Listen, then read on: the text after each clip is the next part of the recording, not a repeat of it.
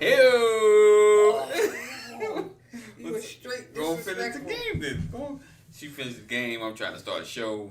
Appreciate you guys rocking with us. Another edition of Purposed for Forever. The disrespect is real. You know you're wrong for that. What do you mean? What you talking about? What you talking about? It's okay. Hold on. I'm sharing. Sharing is caring. So make sure you share. Hold on. Echo. Thank you guys for rocking with us. So listen, make sure you invite your peoples, your followers, your friends, your family, your neighbors, your brothers, your cousins, your uncles, everybody. Make sure you invite. Let everybody know that we are in the building. Right, we about to say Brothers of Legacy wasn't. Ain't nobody gonna say Brothers of Legacy. Yes, he was. No, it wasn't. Make sure you watch that 8 p.m. Monday through Friday, 9 a.m. Eastern Standard Time. But we appreciate you being here. Another edition. Yes, shameful plug. So sharing is caring. So make sure you share. Listen, it's a great time to share. And if it's your first time here rocking on the replay, it's a great time to share. Great time to be here. I'm happy to be here. I'm very happy to be here. So we have a great show tonight. Interesting, hot show, hot fire. So make sure you stay tuned, stay positive, stay in the mood, stand back, stand down, What? stand up for your rights. Come on and start the thing. What's wrong with you? So, uno momento, por favor, and bam.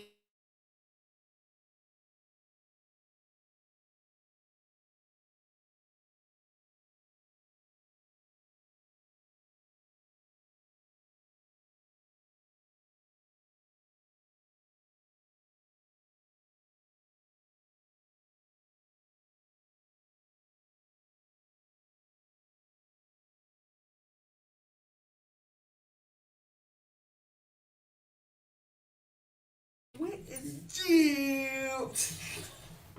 Boy, this is going bad. Hey guys, welcome. So let me tell you how we came up with our topic tonight.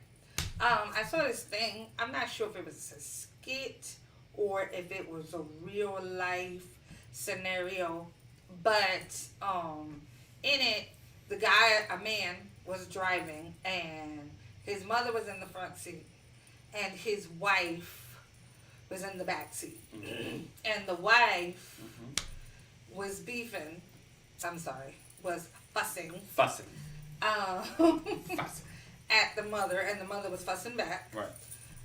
About, her having to sit in the back seat and how the mother should have had to get in the back seat. And the dude was kind of like, hold on, trying to calm it down, but then he was kind of fussing at the wife for fussing at the mother. Right. So, I know, I said a whole lot. So, I wanted to kind of talk about in the hierarchy of things. Hey, what's up, Greg? Oh. In the hierarchy of things, how should it work? Like, if your spouse is driving, should a parent or an in-law sit in the front and the spouse sit in the back? So if Anthony's driving, should I sit in the back seat and allow his mom to sit in the front?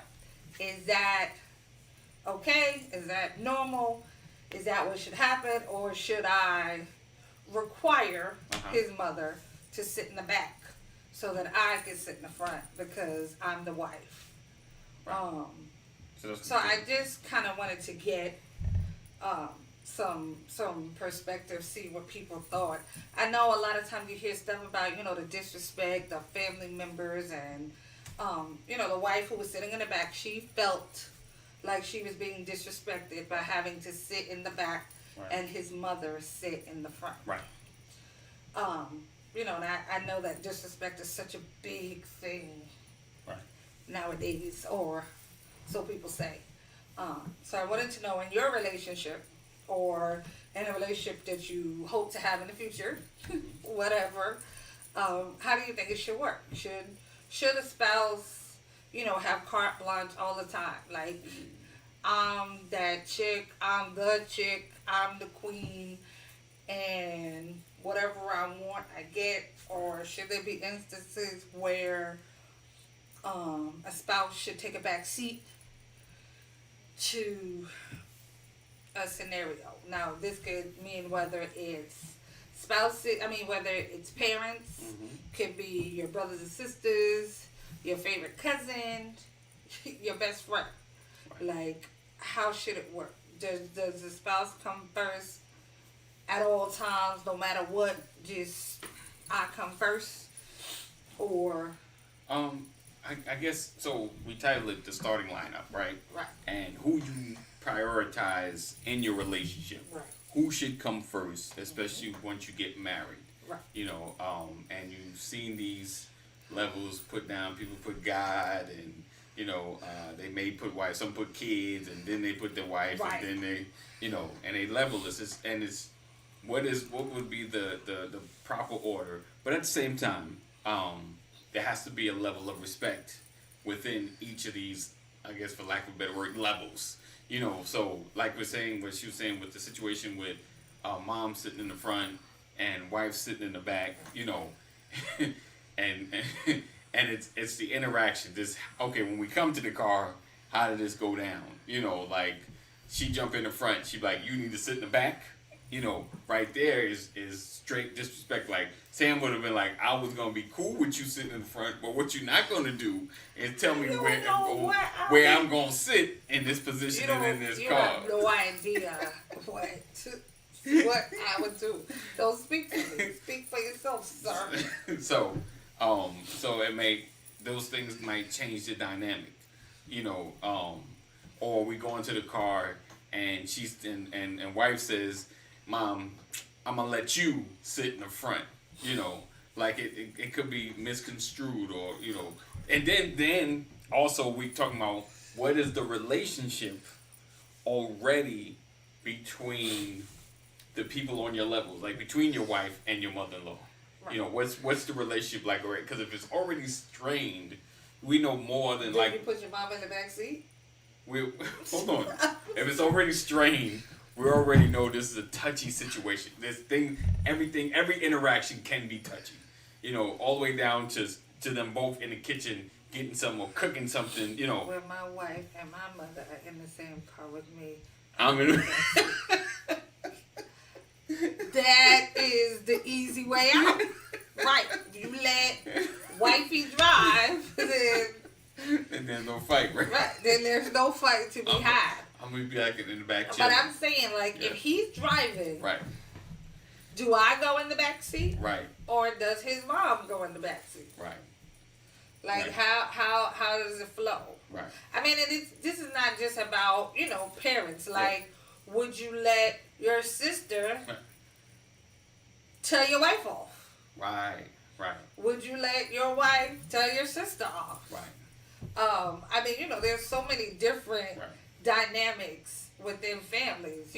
Would you let your brother tell your husband off? Or get away with it, because we can't stop him from coming out their mouth. But I can. A quick shot to the throat ends all conversation. There's nothing else. When your teeth click, you're not saying nothing else. But we're saying, just saying. Are you defending your spouse when they're being disrespected or when things are being said in a tense situation? Because sometimes things get tense, but it's how you allow or what you allow to happen between the interaction. And when your brother's getting really flippant, it's like, yo, you need to take it down and I show my wife some respect. I hear that you don't agree with whatever happened or something she said. My wife says, out of respect, my mom's age, she would allow her to take the front seat, but that's in your situation, you're good because she's like, in a sense, giving the permission, like, it's cool, I have no problem with her sitting in the front seat. But if you might have a wife, and it might be like the mother-in-law might not be of age, and she might like, yo, you can sit in the back, moms. Me and hubby riding in the front because we like to do this thing. Okay, so here's my thing, right? But isn't it up to the spouse to regulate that situation. Like shit, right? Yeah. So it should be a conversation. It should be more or less, up to you because you are the queen. You're the queen. And then unless I'm in a car that is harder, like I'm like, yo, I feel what you're saying, but clearly mom needs the little thing to get. Like, shouldn't you be the one to iron the situation out? Like, right. Yeah. Right. Instead of letting it escalate. Like, okay, so, me and mom didn't have the best of relationships, but I would never put her in the back seat. Right. I don't know, like, that's just kind of out of respect because, she is your mother. Like, I would never put her in the back seat. I mean, I guess there's an understanding. I guess, I don't know, like, but it starts kind of, well, no, that's a horrible analogy. It starts in the house in a sense. It's kind of like how you guys deal with each other, how I step in to not let things escalate. When we're going somewhere, we have this understanding. And it shouldn't be a fight or argument because it's always easier in most cars to get in the front seat than it is the back seat. That's your reason? No. Hear me out. So. I mean, my mother's older, so she's sitting in the front because it's easier. I mean, not just. I don't think it's just a deserving spot. Like, why is it a deserving spot? Oh, you mean the front seat? Yeah, like. I don't know. I mean, is the front a deserving spot? Yeah, like, is it? I mean, think about it. Even back in the day when you was a kid, you always wanted to sit in the front. Like, the front is like. Cool. You reach the pinnacle when you sit in the front seat. So like like my kids argue all the time. Right. I'm going in the front. I'm first. I'm my turn. I got you. He said my mother has actually asked for the back seat and I refused. Yeah, see, like that's like my mom too. Like my mom would be like, "Oh, I'm getting in the back." No. Right. You're not getting in the back. He about to get in the back. If I'm driving, he'll get in the back. Or if he's driving, I'll just get in the back. Like. And put my mom in the front, just out of respect. So, like, for me, if I'm gonna do that for my mother, then I would do. I've done, the same for his mother. Right. But regardless of the relationship. Though. Yeah, it is. It would be up to me to kind of regulate that situation to make sure. Right, but you've never had to. Right. Not that anyway. No. But okay, so I will say this: like when I first got married. Long time ago. We were 21. I really didn't have a whole lot of idea about a lot of things. But for 21 years, my mother had been my mother.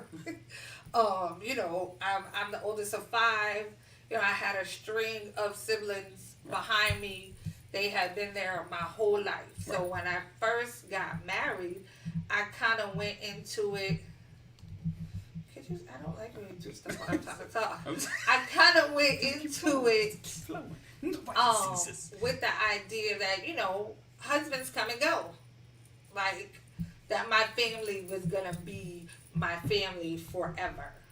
Right. Not that, I disrespected him or put him to the side. Right. But definitely in the beginning, I will say, like, I did everything that I needed to do for him as a wife or whatever, but I still made sure I did everything I felt like I needed to do for my mom and my siblings as well. Like I didn't, like the Bible says, leave and cleave. Like I can be honest and say in the beginning, I really didn't cleave that well, or leave for that matter. It was kind of like.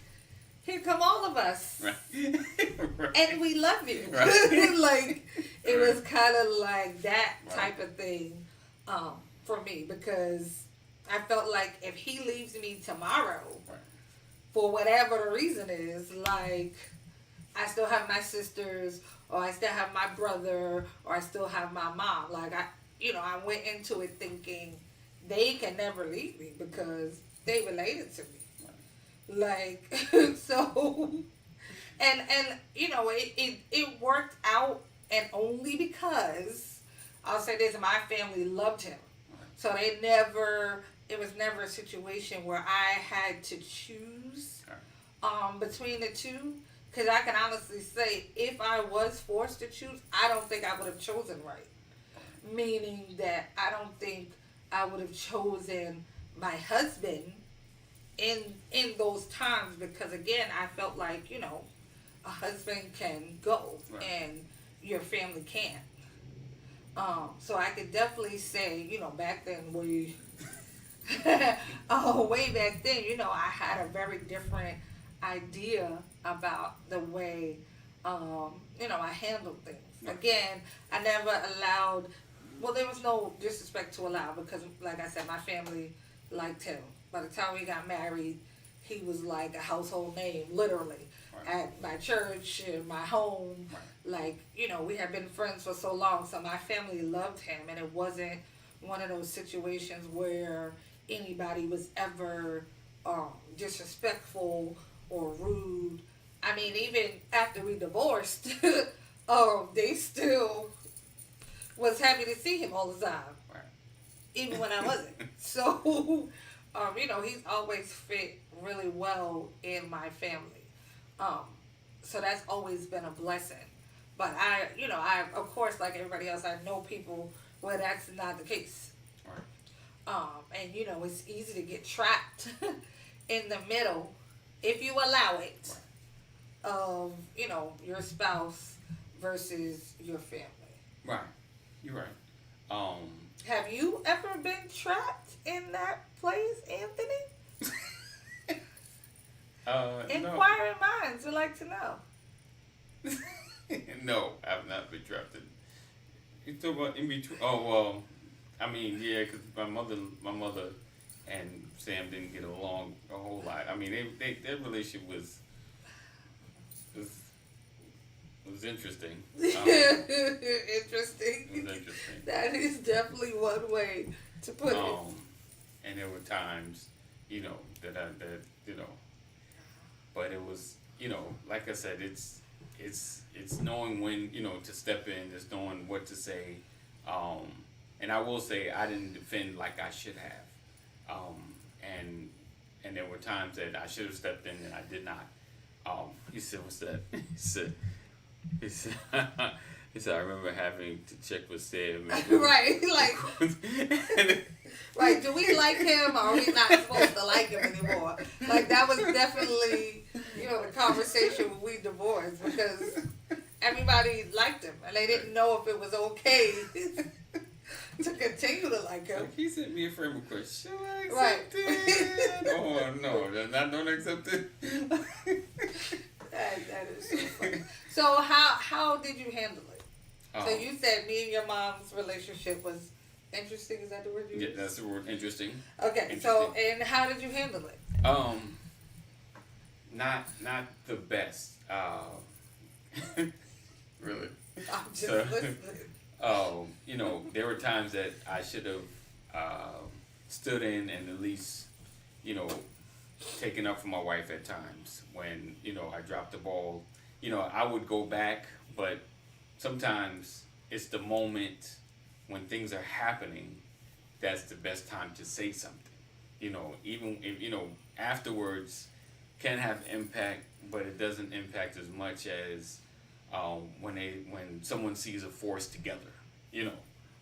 So I would later be like, and I have to go back and say it, but afterwards, it's like I said, it doesn't have as much impact. So I always recommend, like, if you're having a situation or having an issue, try to iron it out. And well, I don't like to generalize, but as sometimes we as men, some men, as I know myself, let me just speak for myself, I hate when conflict is happening. So it's like, I wish it just go away, but it's not. So it's better to just tackle it. Something said, you know what you need to do. Even if you take a breather, you're like, no, listen, that's not respectful, regardless of who says it. This is my wife, and like she said, the first thought is, this is my family, always gonna be here. You're not gonna be here forever. Or you and can leave. oh, you can leave, not forever, yeah, because we are committed to forever. But you can leave, but you have to. You made that commitment forever. Like she is honest. She is your family. That is your family now, and things have to be rectified because listen, she's not going nowhere.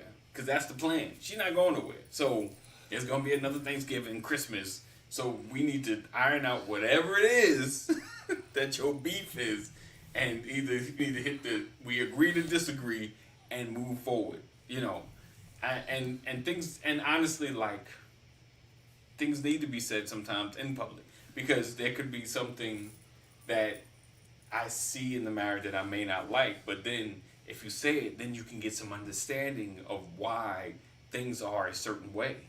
And then you go like, oh, and then your nosy butt will understand this is why the marriage is running this way because of this situation. But when you don't ask, when you don't say something, you make snide remarks. You know, if you have a problem, sometimes it's good to just say, hey, why doesn't such and such do this? Or why is, you know, it bothers me, especially as a parent, because I get it. If my kid's in a relationship and I'm like, something just off, you know, hey, son, or like, hey, you good? And so just getting in that understanding and not turning into something like, I don't like her. I just don't like her. You know, having an understanding of why. Mamas need to mind their business. I'm just going to say that. Mamas need to mind their business. Yes, mother-in-laws need to have a seat and mind their business. Like, once your son, your baby boy, I got it, your only begotten, once he done married somebody, sit down somewhere. Like, you'll be getting on people's nerves. But, so gotta wait all the way left. Now, I mean, so, like I said, it doesn't really apply to mother-in-laws because I don't want to offend anybody's mother-in-law. I'm really just joking. I mean, you know, I guess it's hard in the beginning. It can be hard on everybody, you know, because too many times people feel like I'm losing something instead of gaining something. Okay. You know, like your son get married, you feel like you know you're losing a son. Right. And so that's kind of the attitude for the course of the relationship, that somebody took something away from you. And I think as the spouse, as the person, the child, I believe like when it comes to my mother, and I've never had to do that. Let me just say that. Let me make it clear, just in case some of those Wilson Skipper children are somewhere listening on a replay. You know, I've never had to, but I think like if my mom crosses the line, I feel like it's my responsibility to fix that situation. It's my responsibility to say, hey, Mom, you can't cross this line. Right. You can't go here. You can't ever say this. You can't ever do this. Of course, everything with respect, but I feel like it's my responsibility to set boundaries and to protect my husband from my family. You know, whether it's a mother or a sister or a brother, I feel like the onus is on the spouse that's connected to, you know, whichever disruptive party they may be. I don't think a wife should ever, and it's my personal opinion, y'all don't have to agree, I don't think, as a wife, I don't feel like I should ever have to go after his mom. Now, well, I won't say ever, but I feel like unless there's a situation where my children are being harmed or affected, then as a mother, yes, I'm gonna have something to say about that. But I feel like, at least in my opinion, right? I feel like outside of something that's directly affecting my children, I don't feel like I should ever go after his mother. And I can say, in all the years we were together, that I never did. even in some instances, I was very tempted, but I never did. I felt like that was his responsibility to set some boundaries with his mother. And so, in the instances where that was not done, I went for him because one, out of respect, two, because I'm married to him. Right. I ain't married to your mama. Why am I arguing with her about what I cook you for dinner? I mean, just some things are wasted energy. Like, or why am I arguing with her, trying to prove to her I'm good enough to be married to you, who I'm already married to? So for me, it just wasn't worth the energy. But I think, this is kind of one of those things that go into setting expectation in your relationship. And this is one of those things where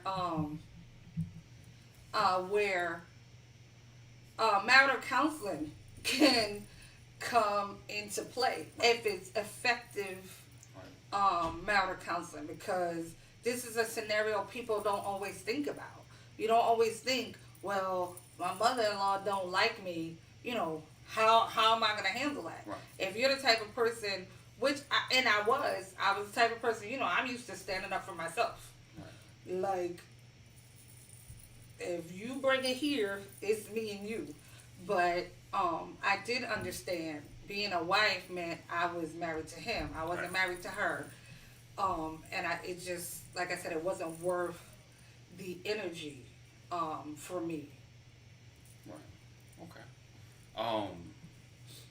Yeah. I mean, it is about, respect. It's about, like we talked beginning, prioritizing your relationships, your starting lineup. Let's see. Larry said this sounds like something close to the need of personal development, being able to get to a place where you can confidently have those conversations. And who's not going to laugh? I definitely agree about the personal development. Right. I say all the time, like, when you get married, you need to be a whole, complete person. Right. And then marry another whole, complete person. Right. But the reality of the situation is, too many times it does not happen. Yeah.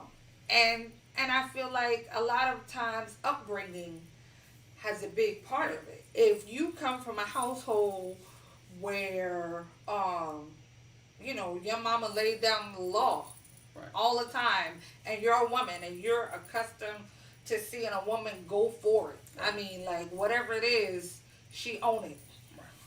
Like, you go into a marriage, sometimes you can, thinking that that's the way that you're supposed to be. So when situations with your spouse's family comes up, you own it because because that's who you are. Right. And it can, of course, create problems, create divisions, all of those things. But you have to.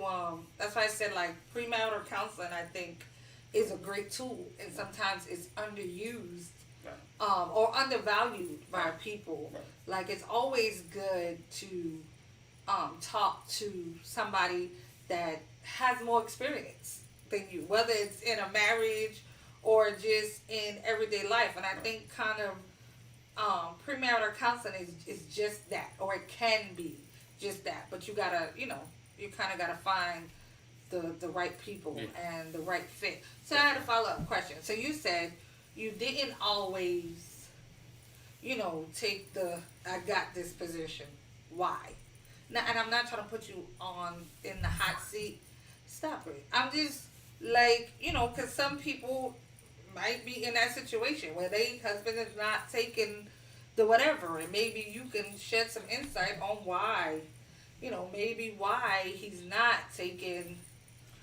Is that like a personality thing? Is it just? So for a long time, and I'll speak it to prior to us getting back together, sometimes I didn't jump to defend because she's always defended herself. That is so unfair. I got you. But it's true. So you get used to playing in an unfortunate position, right? So if you are constantly in the position of defending, then you're always aware and ready to defend. Unfortunately, I never positioned myself to defend because I got so used to her doing so. But when it came to my mama, it's like you need to step up. So it's kind of like forcing myself into a position that I wasn't used to being in. So it now, like, I've been doing better, like just being more aware of what's going on, and also Sam give me like the space to like do something. I could help. We always joke about that, and anyway.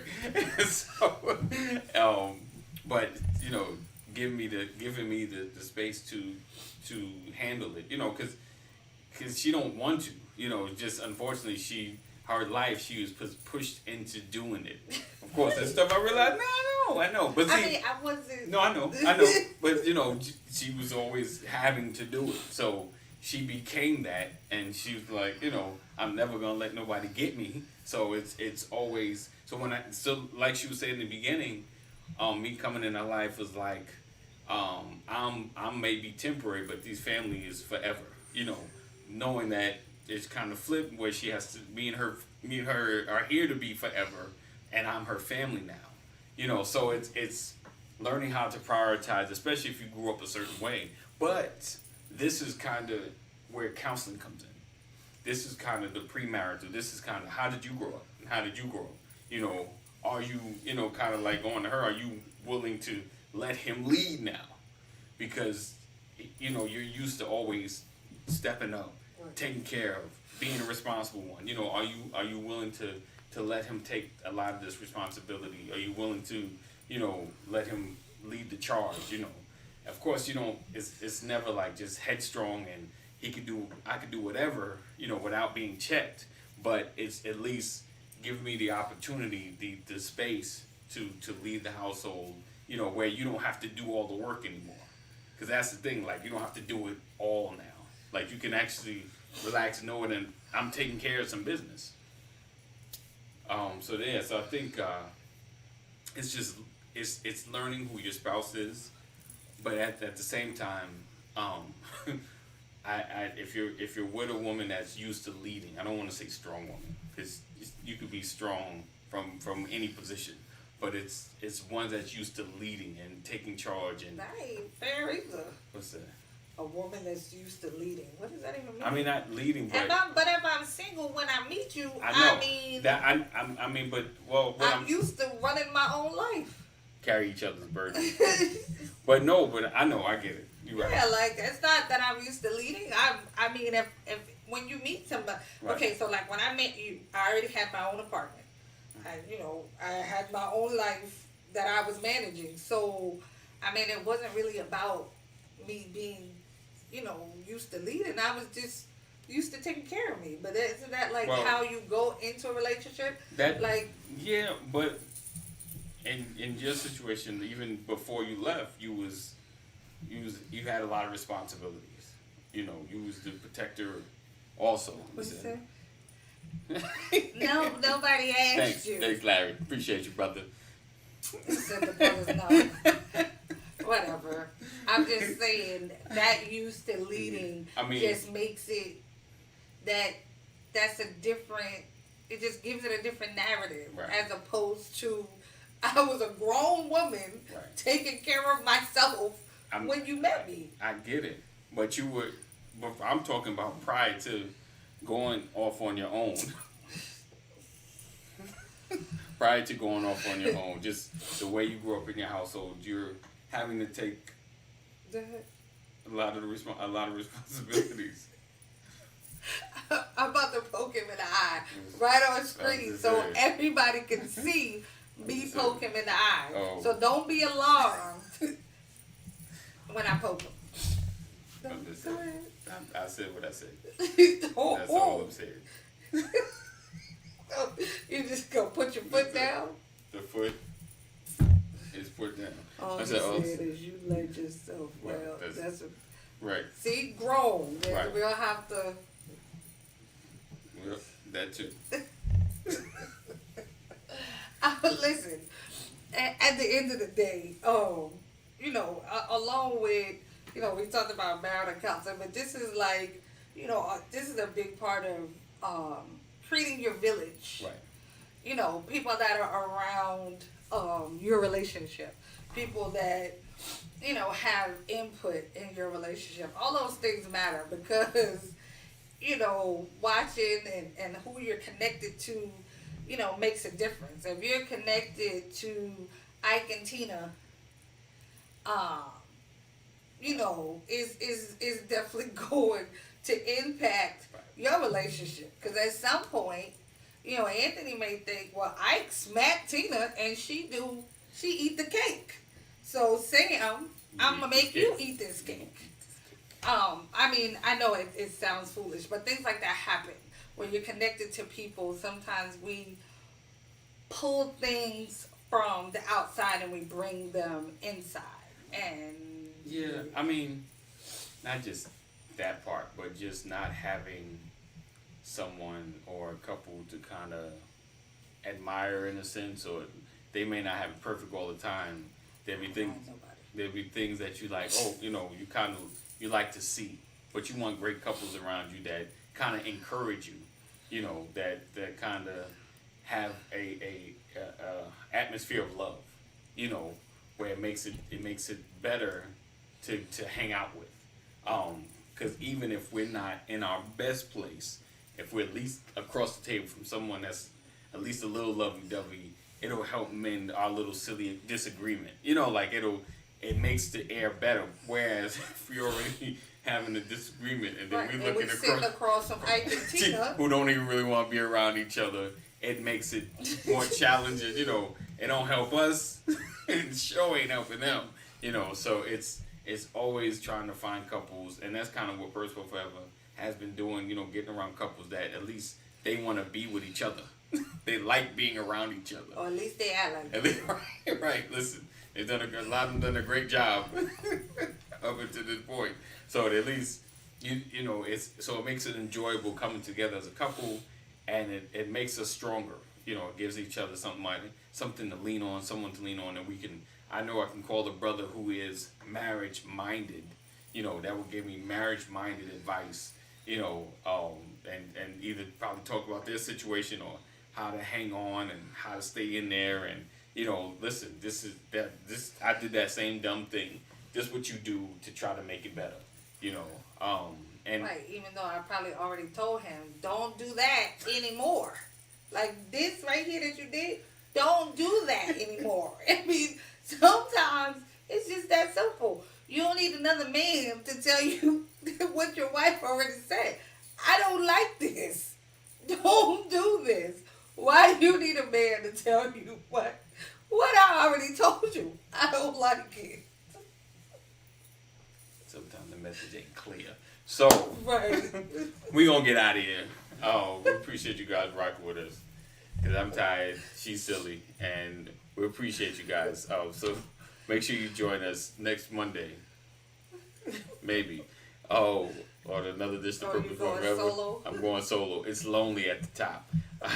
So always remember, love intentionally. Love unconditionally. Love on purpose. We'll say it together. Love on purpose. Alright guys, take care.